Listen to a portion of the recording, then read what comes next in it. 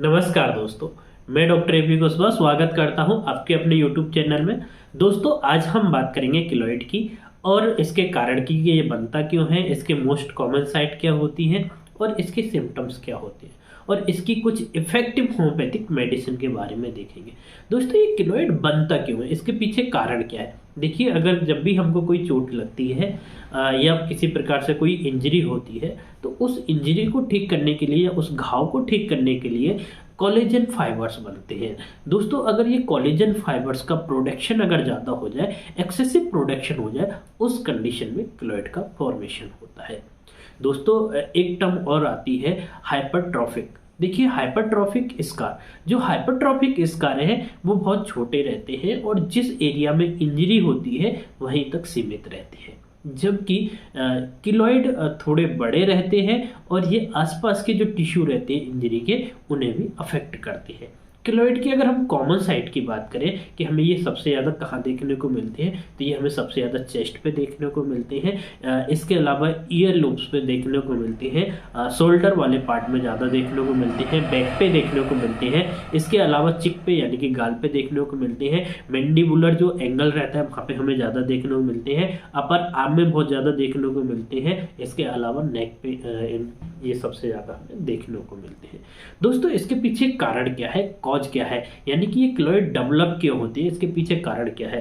देखिए, इसका एग्जैक्ट कारण तो हमें अभी तक नहीं पता है, यानी कि इसकी जो इटियोलॉजी है वो अननोन इटियोलॉजी है। इसका कारण अभी तक हमें नहीं पता है, लेकिन ये सबसे ज़्यादा हमें इंजरी की जगह पे डेवलप होती है, यानी कि जिस एरिया में इंजरी हुई है वहाँ पे हमें देखने को मिलती है।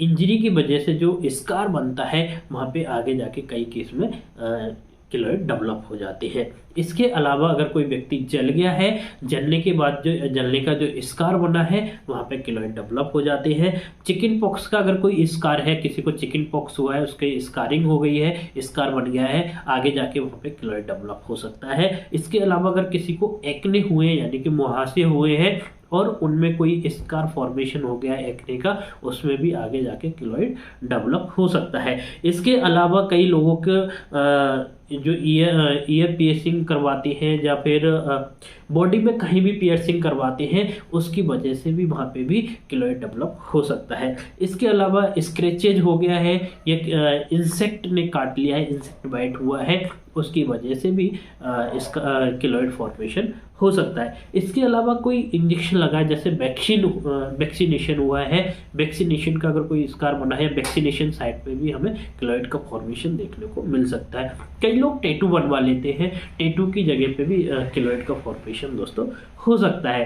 इसका अगला कारण हो सकता है जेनेटिक्स। देखिए, कई लोगों में एक ऐसी टेंडेंसी रहती है, उनकी फैमिली में ऐसी हिस्ट्री देखी जाती है किलोइड की, उनके अंदर किलोइड होने के चांसेस बहुत ज़्यादा रहते हैं। दोस्तों, इसके अलावा अगर हम बात करें जेंडर की, तो ये मेल और फीमेल में हमें दोनों में इक्वल देखने को मिलता है। इसके अलावा हाँ, जो ब्लैक पीपल्स हैं उनके अंदर थोड़ा सा किलोइड डेवलप होने के चांसेस ज़्यादा रहते हैं, जो अफ्रीकन लोग हैं देन अमेरिका वालों से, यानी कि जो ब्लैक लोग रहते हैं उनके अंदर किलोइड होने के चांसेस थोड़े ज़्यादा रहते हैं। लेकिन कई बार हमको ऐसा देखा गया है कि कुछ टाइम पे ऐसा देखा गया कि विदाउट रीजन के ही किलोइड डेवलप हो जाता है। दोस्तों, इसके हमें सिम्टम्स क्या देखने को मिलेंगे, अगर किलोइड डेवलप हुआ है तो उसकी वजह से हमें क्या क्या सिम्टम्स देखने को मिलेंगे। देखिए, किलोइड वैसे तो हार्मलेस रहता है, अगर हम इसके बात करें तो ये हार्मलेस रहता है, नॉन कैंसरस रहता है और किसी भी प्रकार की इसमें बेटाइन ग्रोथ नहीं होती है। अगर इसके सिम्टम्स की अगर हम बात करें तो ये लार्ज स्कार देखने को मिलेंगे, हमें बड़े स्कार देखने को मिलेंगे। इनके अगर कलर की बात करें तो ये हमें पिंक कलर के देखने को मिलेंगे या फिर रेड कलर की, जो स्किन है वो रेड कलर की हो सकती है, डार्क सराउंडिंग जो है उससे थोड़ी डार्क हो सकती है। इसके अलावा जब हम इसको टच करेंगे तो हमें एकदम सॉफ्ट या फिर फर्पी फीलिंग आएगी जब भी हम इसको टच करेंगे। शाइनिंग एकदम, जो इसकी सरफेस है तो एकदम शाइनिंग करेगी, थोड़ी चमकदार रहेगी। इसके अलावा हमें हेयर हेयरलेस जो लम्प है हमें वो हेयरलेस देखने को मिलेंगे, यानी कि इसके जो टिश्यू के जो लम्प्स बनते हैं वो हमें हेयरलेस देखने को मिलते हैं दोस्तों। साथ में हमें ये रेड देखने को मिलेगा, एरिथ्रीमेटस देखने को मिलेगा, यानी कि जो एरिया रहेगा वो एकदम रेड रेड हमें देखने को मिलेंगे। इनमें एकदम क्लो लाइक प्रोसेसिंग यानी कि ग्रोथ होती है, क्लो लाइक ग्रोथ होती है दोस्तों। ये हमें सिंगल या फिर मल्टीपल देखने को मिल सकती है। कई बार इनमें हमें बहुत ज़्यादा ईचिंग देखने को मिलती है, ईचिंग प्रेजेंट रहती है, बहुत ज़्यादा ईचिंग देखने को मिलती है, और इनकी जो मार्जिन रहती है वो टेंडर देखने को मिलती है। कई बार ये किलॉइड पेनफुल भी हमें देखने को मिलती है, यानी कि पेनफुल रहती है और साथ में उन्हें बहुत ज़्यादा ईचिंग देखने को मिलती है दोस्तों। अब हम बात करते हैं इनकी कुछ इफेक्टिव होम्योपैथिक मेडिसिन के बारे में। दोस्तों किलॉइड की होम्योपैथी में बहुत इफेक्टिव मेडिसिन है। अगर आपको स्कार फॉर्मेशन हो गया है या किलॉइड बन गया है, उसके लिए दोस्तों आप होम्योपैथिक मेडिसिन लें। बहुत इफेक्टिव ट्रीटमेंट देखा गया है होम्योपैथी में किलॉइड्स के लिए दोस्तों। अब हम बात करते हैं कुछ इफेक्टिव होम्योपैथिक मेडिसिन के बारे में। दोस्तों सबसे ज़्यादा इफेक्टिव मेडिसिन है थायोसिनामिनम। दोस्तों थायोसिनामिनम को आपको 30 पावर में 2-2 बूंद दिन में 3 बार यूज करना है दोस्तों। ये किलॉइड के लिए बहुत इफेक्टिव मेडिसिन है। जो स्कार टिश्यू है ये उनको डिजोल्व कर देती है पूरी तरीक़ा से दोस्तों। ये बहुत ज़्यादा इफेक्टिव मेडिसिन है। इसको 2-2 बूंद दिन में 3 बार लेना है दोस्तों। कुछ महीने तक आपको यूज करना है। आप देखेंगे कि आपका जो किलॉइड है या स्कार बन गया है वो पूरी तरीक़ा से ठीक हो जाएगा दोस्तों। अगली बहुत इफेक्टिव मेडिसिन है कैलेंडुला। दोस्तों आप कैलेंडुला किस कंडीशन में लेंगे? अगर आपका जो किलॉइड है, किलॉइड का फॉर्मेशन इंजरी के बाद हुआ है, कोई ट्रॉमेटिक इंजरी हुई थी, जब आपकी किसी प्रकार की कोई सर्जरी हुई थी, सर्जरी के बाद वहाँ पे किलॉइड फॉर्मेशन हो गया है या स्कार फॉर्मेशन हो गया है दोस्तों, हाइपरट्रॉफिक स्कार फॉर्मेशन हो गया है, ऐसे केस में दोस्तों आप कैलेंडुला 30 पोटेंसी में 2-2 बूंद दिन में 3 बार लेंगे। आप देखेंगे कुछ दिनों के अंदर ही, लगभग 1 से 2 महीने तक आप कंटिन्यू करेंगे, आप देखेंगे कुछ टाइम के बाद आपके जो स्कार है वो पूरी तरीके से घुल गए हैं। अगली बहुत इफेक्टिव मेडिसिन है दोस्तों कॉस्टिकम। कॉस्टिकम बहुत इफेक्टिव मेडिसिन है दोस्तों। अगर आप जल गए हैं, जलने के बाद वहाँ पे स्कार बना था और उस स्कार में बहुत ज़्यादा किलॉइड फॉर्मेशन हो गया है या वहाँ पे बहुत ज़्यादा ईचिंग होने लगी है दोस्तों, उस केस में आप दोस्तों कॉस्टिकम 30 पोटेंसी में, या वहाँ पे पेन हो रहा है तो ऐसे केस में दोस्तों आप कॉस्टिकम 30 पोटेंसी में 2-2 बूंद दिन में 3 बार अगर आप लगातार 1-8 महीने तक यूज करते हैं तो आप देखेंगे कि धीरे धीरे आपका जो स्कार है वो पूरी तरीक़ा से ठीक हो गया है। जो किलॉइड होना है वो पूरी तरीक़ा से ठीक हो जाएगा दोस्तों। अगली बहुत इफेक्टिव मेडिसिन है फ्लोरिक एसिड। दोस्तों आप फ्लोरिक एसिड किस कंडीशन में यूज करेंगे?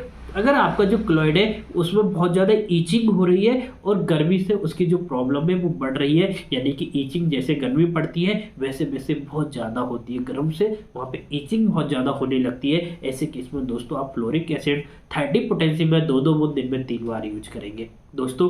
अगली बहुत इफेक्टिव मेडिसिन है नाइट्रिक एसिड। दोस्तों नाइट्रिक एसिड किस केस में यूज करेंगे? अगर आपका जो किलॉइड है उसमें एकदम शार्प पेन हो रहा है, उसमें बहुत ज़्यादा शार्प स्प्लिंटर लाइक उसमें पेन हो रहा है और साथ में उसका जो शेप है वो एकदम इरेगुलर है दोस्तों, ऐसे केस में आप नाइट्रिक एसिड 30 पोटेंसी में 2-2 बूंद दिन में 3 बार यूज करेंगे दोस्तों।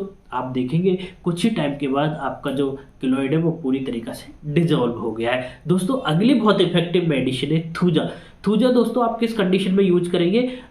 थूजा आप अगर जो किलॉइड है वो आफ्टर वैक्सीनेशन के बाद डेवलप हुआ है, यानी आपको कोई वैक्सीन लगी थी उस एरिया में आपको किलॉइड डेवलप हो गया है या किसी प्रकार का कोई स्कार्फ का फॉर्मेशन हो गया है, उस केस में दोस्तों आप थूजा 200 पोटेंसी में यूज करेंगे दोस्तों। आप रात को सोते वक्त दोस्तों आप कुछ टाइम बाद देखेंगे कि आपका स्कार्फ पूरी तरीके से ठीक हो गया है। अगली बहुत इफेक्टिव मेडिसिन है दोस्तों साइलिसिया। दोस्तों आपको साइलिसिया 30 पोटेंसी में यूज करना है। अगर आपका जो किलॉइड है वो बहुत ज़्यादा पेनफुल है, आपको वहाँ पे बहुत पेन होता है और किलॉइड फॉर्मेशन हो गया है दोस्तों, वहाँ पे आप साइलिसिया 30 पोटेंसी में 2-2 बूंद दिन में 3 बार यूज करेंगे दोस्तों। सारी मेडिसिन बहुत इफेक्टिव है, जिस भी मेडिसिन से आपके सिम्टम्स मिलते हैं आप वो मेडिसिन ले सकते हैं दोस्तों। होम्योपैथी में किलॉइड के लिए इसके अलावा भी बहुत सारी मेडिसिन है जो किलॉइड में यूज की जाती है दोस्तों। हम यहाँ पे सिर्फ वही मेडिसिन बताते हैं जो डे टू डे प्रैक्टिस में बहुत ज़्यादा यूज होती है दोस्तों। अगर आपके सिम्टम्स इन मेडिसिन से मिलते हैं तो आप इन मेडिसिन को जरूर लें।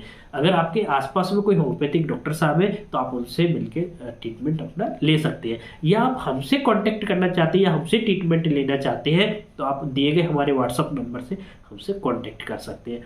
दोस्तों आप हमें कमेंट बॉक्स में ज़रूर बताएं कि आपको हमारी वीडियो कैसी लगी। चलो दोस्तों, मिलते हैं नई वीडियो में, तब तक के लिए थैंक यू सो मच।